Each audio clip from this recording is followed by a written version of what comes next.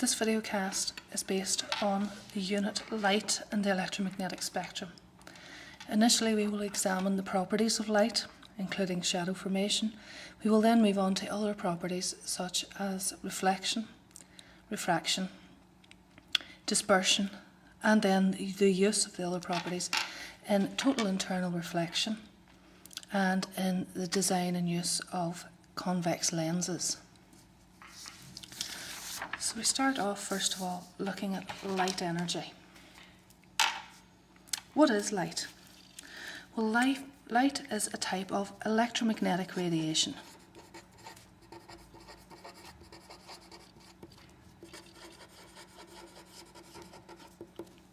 It travels in straight lines and it travels as waves. And various experiments can prove the three statements that we have just made. Light also transmits energy. We know this because we feel the heat of the sun's energy in terms of when the light touches our skin. Our sun, which is a star, is a light source, just like a filament lamp or a firefly, and it emits light energy. In terms of coloured light, whenever we split light, we can find that white light is made up of a range of colours ranging from red to violet. So which colour of that spectrum of light has the most energy, red or violet? Well, when we examine the range of visible light, we find that the violet end of the light has the most energy. And just thinking about other terms associated with energy and light, how do we actually see planets? Well, planets do not give out their own light. They are what we call non-luminous, and we will examine that term again. We see the planets because they reflect the sun's light into our eyes.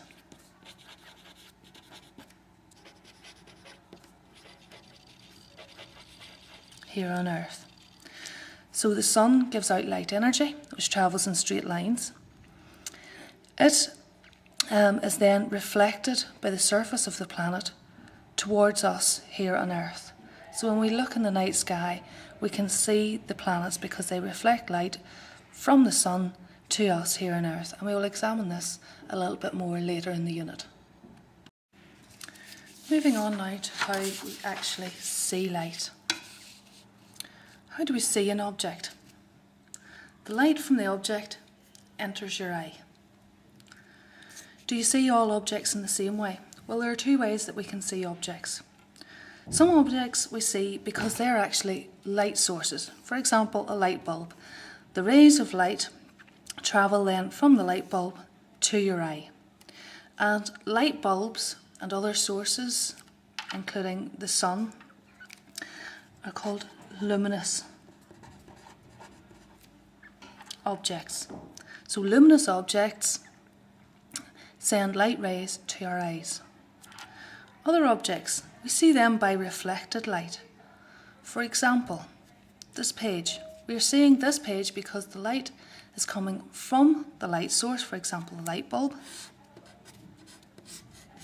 And the page is reflecting the rays of light to our eyes. And pages and other objects which do not give out their own light are called non-luminous. So we have two ways in which we see objects. Luminous objects send the light rays straight to our eyes, and non-luminous objects reflect rays of light from a luminous object to our eyes. Another idea associated with light is the formation of shadows. Shadows are formed when some rays of light continue to travel in straight lines, whilst other rays are blocked by an object. And the type of shadow formed depends on the size of the light source causing the shadow. In this case, we have a point source. A point source causes a complete shadow called an umbra. To explain that idea, let's look at the following diagram. We have a light bulb enclosed in a black box with a very tiny slit. And this allows a small amount of light. This produces a point source because the rays of light are considered to come from a point. And these rays of light pass, in this case we have a suspended ping pong ball to show a round object and a round shadow. And we can see that the rays pass. Some of them are blocked. Rays in this portion are all blocked so they don't pass through. And then more rays pass through. So we have a complete shadow. This complete shadow is called an umbra. It has a sharp outline and is very dark all the way through.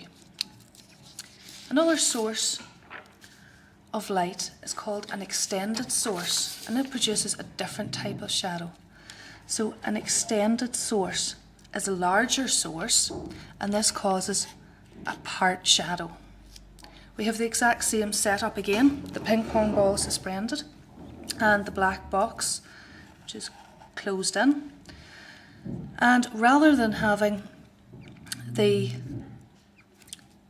individual slit, the tiny slit, we have a larger slit.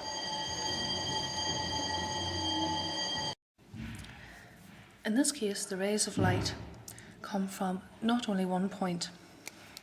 Some of the rays of light will begin to come from the top of the slit and will pass the object clearly, and will just pass the bottom of the object to this point.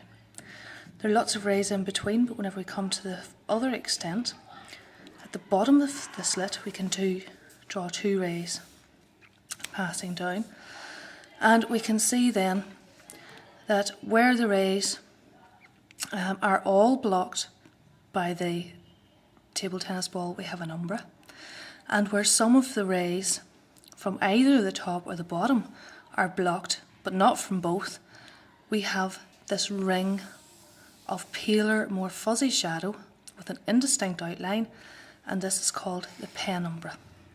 So this is a portion of lighter shadow which has a fuzzy outline, and it's called the penumbra.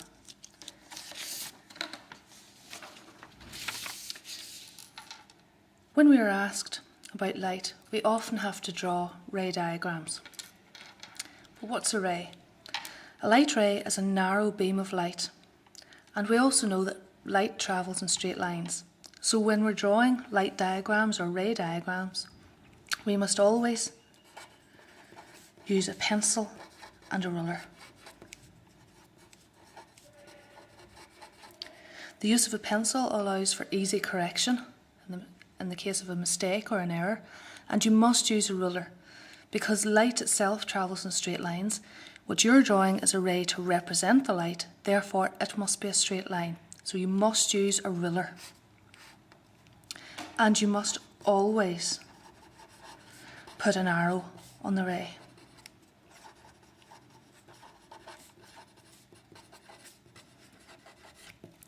Light travels in a certain direction, and you must put an arrow on the ray to indicate the direction of travel of the light.